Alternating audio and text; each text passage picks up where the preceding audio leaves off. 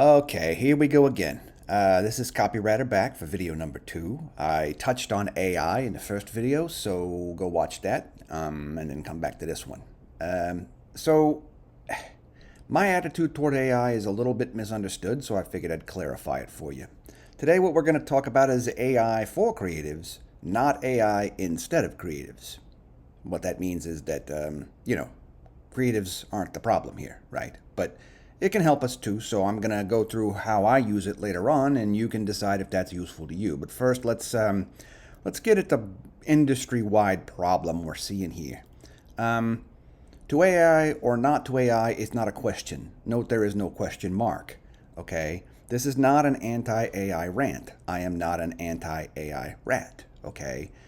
AI is just a tool, man. It's got its uses. You have a nail, you use a hammer, that kind of thing. The problem is that people use it wrong, okay?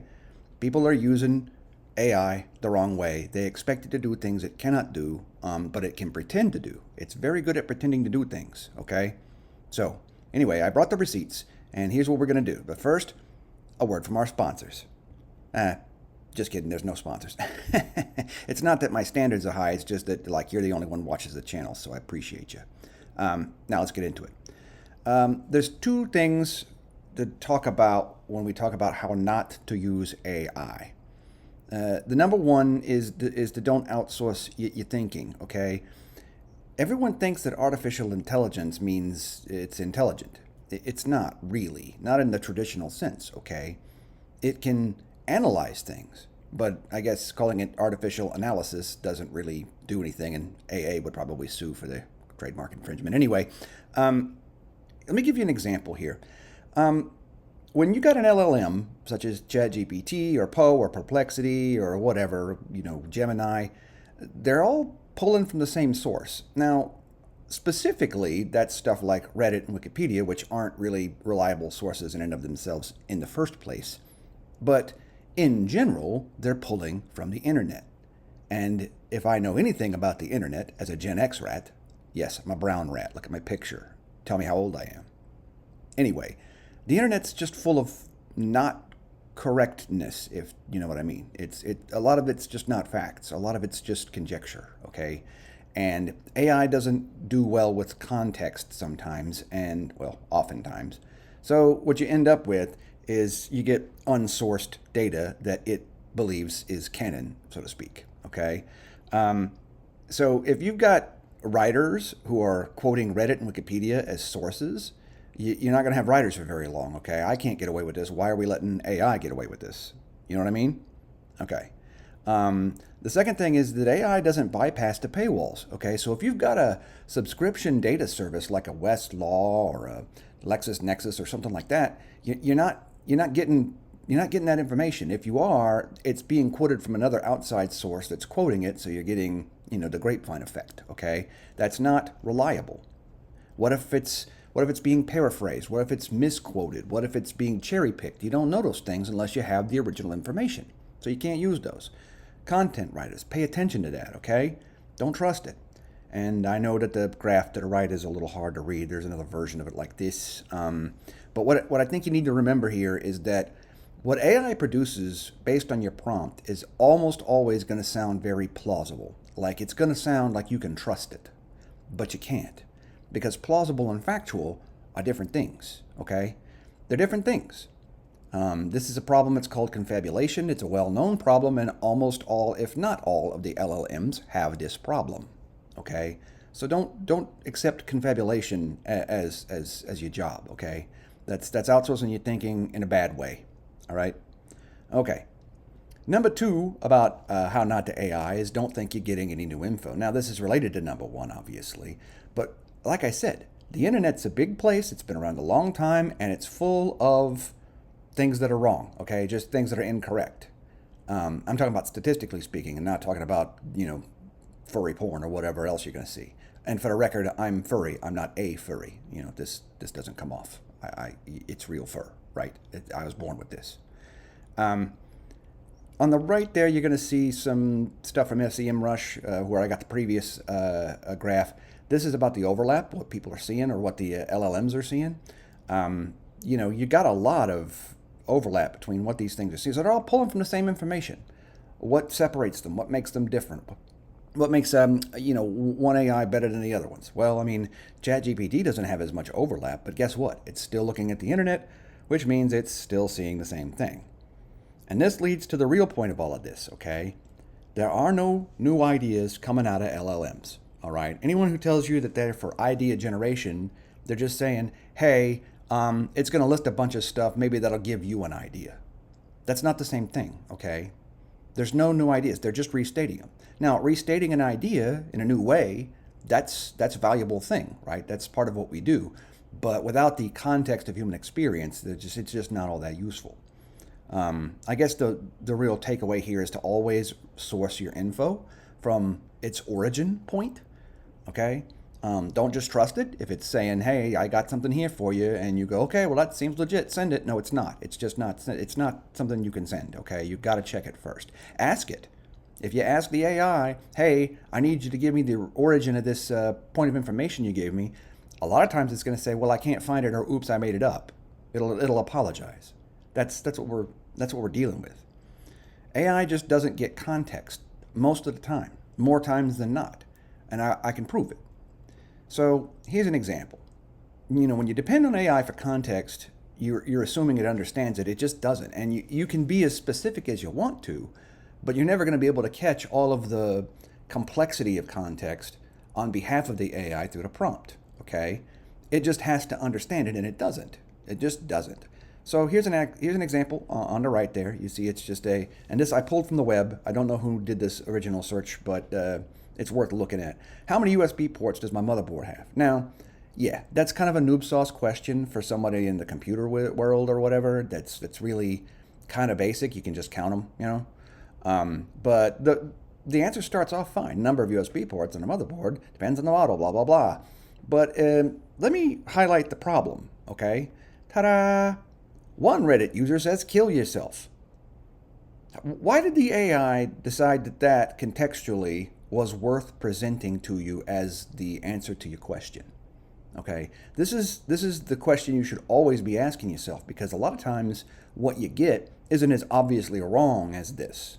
Okay, AI just doesn't filter all that well because you don't know what it's using to weigh answers. I mean, is this upvotes? Did the guy who said kill yourself get 30,000 upvotes, and that's why AI looks at 30,000 upvotes? This might actually be the right answer people are looking for. It's not. Okay, any human looks at this for 1/4 of a second, and the moment they understand what that comment is, they know it doesn't belong here. AI doesn't, okay? It still doesn't do this, and it may not ever until we get to the generative phase, which we're not at yet, okay? AGI and LLMs are very different animals, okay? So AI doesn't filter well because of its lack of ability to understand context. Now, another thing you've got to be careful about using AI here is the legal concerns, right? So let's just keep with this example on the right here. Let's say that you are a content writer, right? And you work for a healthcare place, maybe a mental health care place.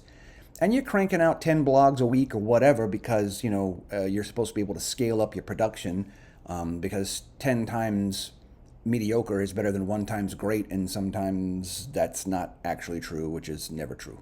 It's never true. You should never do, 10 times the crap. Always do 1 times the great stuff. But anyway, imagine missing this in your eyeball pass, in your human filter pass of your AI created content. And this goes in front of somebody who's desperate or off their rocker or high on drugs or something.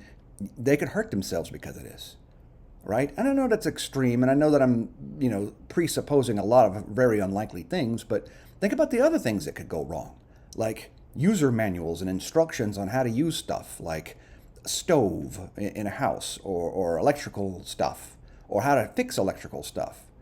If it doesn't understand the context, maybe you end up electrocuted or poisoned or something. You can't just trust it, man. You just can't. Because the context just doesn't exist, not for like it does for the rest of us, okay?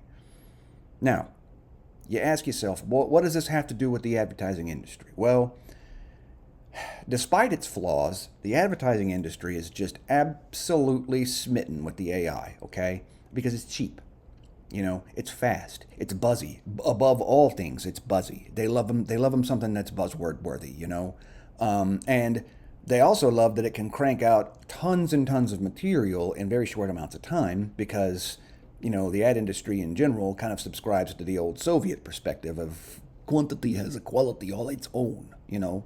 That's BS. Don't go that way. Okay. And there's a reason for that because when you flood a communications channel with mediocrity, it becomes noise. People aren't stupid. This is a form of disrespect of the audience. Okay, you can't just do a bunch of mediocre crap. That might boost your numbers and your click through rates or whatever in the short term, but in the long term, it just becomes noise because everybody can do that. All right.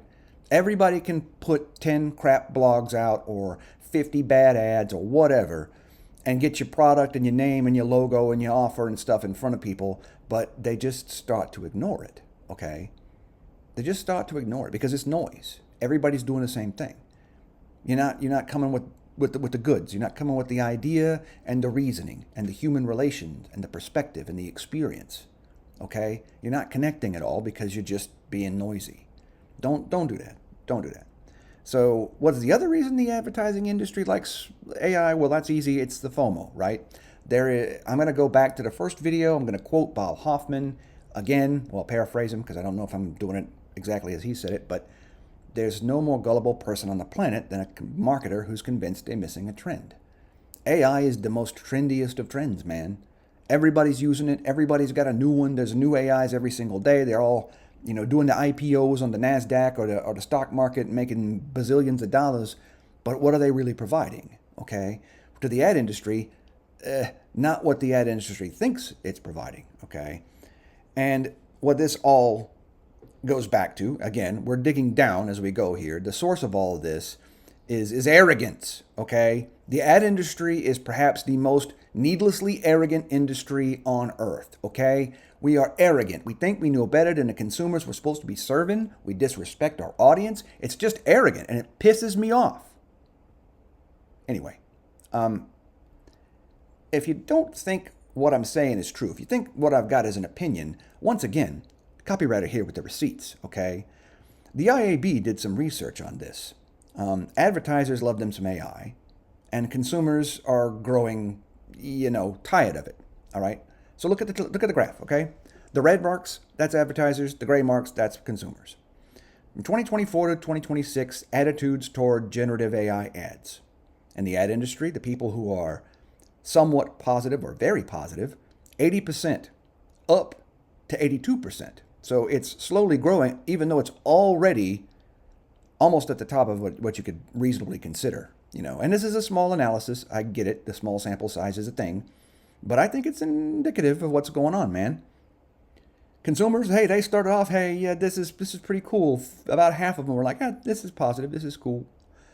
But the people who thought it was positive, that's starting to decline. And the people who think it's very or somewhat negative, that's climbing fast.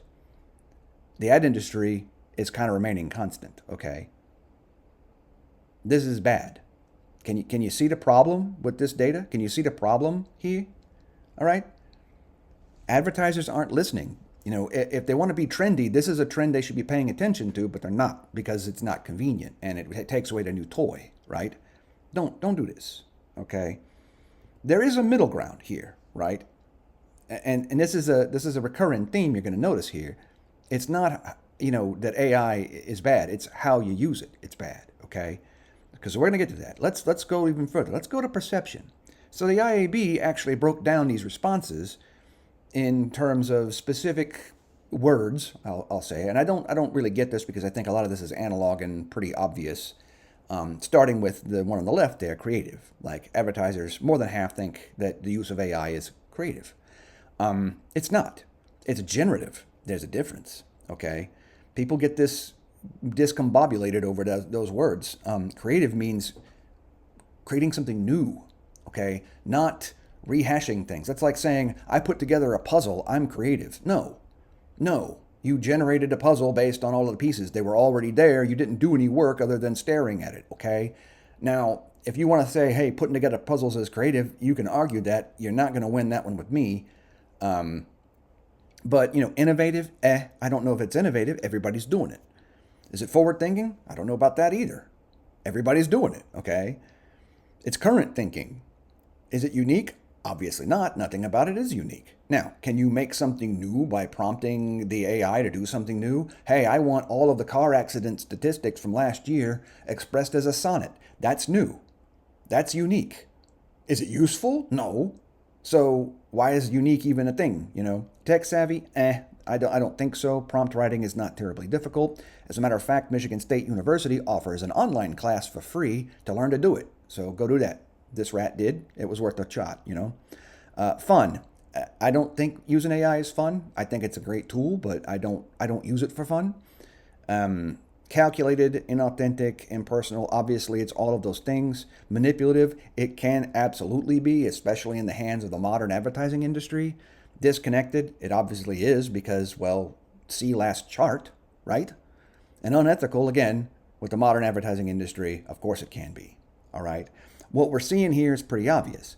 Consumers are more negative about using AI ads, and they're getting more negative over time, and consumers are the point. Consumers are the point, man. If people are telling you, hey, what you're doing, we don't like it, don't do this no more, and you keep doing it, what are you, stupid? Don't answer that. The temptation of the advertising industry is to dismiss certain consumer feedback, let's say, to say it's old people. It's these Luddite dinosaurs who don't understand it, and they're not on the cutting edge. They can't get with it. That's not true. And it's pretty much in the statistics here. I'm going to start with something anecdotal before I get to the hard data, okay? On the right there, speaking of Reddit, is a post about a guy or a girl who does the marketing for some sort of clothing firm, and they switched. They switched from live, real, models and clothing to doing it with AI, and the Gen Z consumers, like overnight, they just dropped out. 40% loss in click-through rate. That's a huge loss, man, especially when you can literally source it to one change. Okay, the data doesn't lie. That's Gen Z, okay? That's Gen Z. That's the youngest of the real consumers right now. All right? So it's not old people. I mean, it's not the octogenarians that are saying, well, it's not that, okay? It's the young people saying, I don't like this artificiality. This does not connect with me. I'm not okay with this, okay? And of course, the ad industry is not listening because they don't listen to consumers, because they don't understand that understanding consumers is our job. This pisses me off no end, man. This really does. It's so tone deaf. It's so arrogant. It just bothers me that I'm in this industry. I'm just going to leave it alone. Let's move on before I, get upset here. It's not the old folks. It's most folks. Let's be honest. Okay. And in an understatement of, well, this says this specific thing, so I infer something opposite. The majority of younger consumers want AI video and images to be disclosed. Let me add voiceovers to that. I don't like the AI voiceovers. It's the same guy over and over, and he sounds like this, and it's really annoying. Okay? I think everybody would agree. You may have only polled the younger people, but I think everybody would appreciate it if you said, hey, this is AI. Just as a note, we wanted to produce this quickly and on a budget, and we thought we could produce something good with AI. So this is AI generated. We hope you like it. Just be clear about it. Don't try and fool people. Okay? Don't try and sucker everyone. No one likes to be treated like a sucker. Okay? Side note: remember, this is all recorded at one time. I don't have sound editing, and this is all train of thought. Okay? I just put this together to show you this because this has been annoying me for a little while. The point is that ad industries they're not listening. And yes, there are stats. Okay. Let's go to this one. eMarketer. This is recent. Okay. This is start of the year. All right. Gen Z and AI, they're basically polar on it. Okay. A majority of younger consumers don't really appreciate the AI. Well, a majority, is that really true? It's actually not a majority. Unless you include the neutral. What it is polarity, Okay, either they like it or they don't. There's a small neutral group, but they're either like, yeah, this is good, or man, this is cringe. I mean, the real shocker on this is that millennials are so pro AI. That does shock me. I have a feeling that'll change over time, but we don't have that data yet, so it is. It's not as negative as I thought it would be, but this is still pretty bad. Okay, and honestly, how much of this perception could be changed just by labeling it, putting a disclaimer on to, hey, this is AI generated? Would that get over this kind of hard to swallow pill that people are dealing with the AI? Because it's really easy and it's extremely cheap to do. I mean, I don't know why you wouldn't do it. It doesn't make any sense. Gen Z being split does surprise me. I'm more surprised by the millennials being not split. But I am curious, like, can we do this study with the older generations? Because I have a feeling you're going to find your Gen Xers and your Gen Yers and that kind of thing, we're a lot more negative on it. And just to not to put too fine a point on it, if you're selling something that costs a lot of money, we got a lot of money in these generations, okay? Not me personally, I'm a rat, but if you're selling a $90,000 Lexus, the really odds are you're not going to be selling it to a Gen Z person or a Zoomer, okay? They probably can't afford it. Not yet. They will be someday and able to afford it, but right now, I think you're fishing in the wrong pond with the AI there. So I've been really mean to AI, and I've been really mean to the ad industry. The ad industry deserves it. The AI doesn't. But let's talk a little bit about how creative people can use AI to their benefit. Because remember, this is AI, and it should be for creatives and not instead of them. Okay. So how do you use it? Well, I'll tell you how I use it. I'll give you some examples. Style guides. If you're a writer, now I apologize. There's some style guides for designers too, obviously, but I'm going to talk from the writer perspective. You can just kind of apply this universally if you want to. AP style, Chicago manual, AMA. There's a lot of different styles. Plus brand guidelines. If your client has brand guides, you got to follow those, man. So how do you keep them all straight? What takes precedence? Well, you can literally put that into an AI and say, look, please proof the following work by these, style guides, and mark it up so I know what's offending each guide so I can manually fix it, right? So one, it's teaching you, if you don't know the stuff already, but two, it's an extra set of very, very precise eyeballs to proof your work. Nothing wrong with that. It's great at this, okay? It's absolutely phenomenal at this. I'll give you an example. I had to write a digital campaign for a healthcare product. That's all I can really say. A couple of years ago, and I had 7 different state guidelines or groups of state guidelines for digital ads regarding disclaimers and promissory language and notes and such like that. So every ad I produced had to have another 7 versions to it. Okay, and each one had very, very specific needs or requirements and that kind of thing. And keeping it all straight, I'm not going to lie, that was pretty much of a challenge. And it could be less challenging if you'd had, an AI looking over your shoulder and going, that's not going to work in Texas or whatever. That's not going to work in California. Well, okay, that's good to know. Super helpful. So use it that way. It's great at that, okay? We've already kind of touched on the research portion of this. It's Google Foo is better than your Google Foo will ever be. So I'm not going to dwell on this. Proofing and SEO are really handy. Obviously, most people know Grammarly or what have you now. That's AI driven and it does a good job at proofing stuff. But SEO is where you can really get the help, okay? You can really get a lot of help from the SEO side of these things, because honestly, SEO now is more like AI search engine optimization, okay? Because Google and pretty much everybody who can return search results is using some sort of AI-powered algorithm. So you're going to contribute to that echo chamber a little bit, but at least you can get what you need to get in front of people in front of them, all right, without having to know every single thing about what Google is doing with their algorithm and what's trending. You can ask the AI for these things, and it can tell you. Now, once again, note, if you don't have subscriptions to certain data services, it may not be as accurate, okay? So you've got to kind of mix and match what your capabilities are. But it's really good at these things. It can definitely help you SEO, optimize your copy, all right? So, long-winded, sorry about that, but we'll wrap it up here in a minute. What I mean to say about all this is it's really not that difficult. AI can't do your job for you, but it can make your job easier, right? You can be more efficient. What if you just unlocked, say, 40% of the tedious work you had every day, okay? The busy work, the proofing, the style guide adherence, all that lookup stuff. If you had 40% more time in your day to dedicate to coming up with thinking of a really great idea or making a good idea great, man, that's a force multiplier, right? It's making your brain better at what you should be doing and that AI can't do. So think about it that way. Remember that you're not just a prompt writer. Anybody can write a prompt, okay? Everybody has, access to AI in their phones. Everybody prompts them. There is some skill involved. I mentioned the course, but you're more than that, okay? As a writer, you're an idea engine. You're a connection, okay? You're connecting things that just otherwise wouldn't be connectable. As a designer especially, composition, aesthetics, how people feel, how to evoke emotion with design, that's a skill, man. You got it. Writers and designers, hey, you're valuable. And I believe in you because I'm one of you, right? Okay, let's wrap it up. Channel update.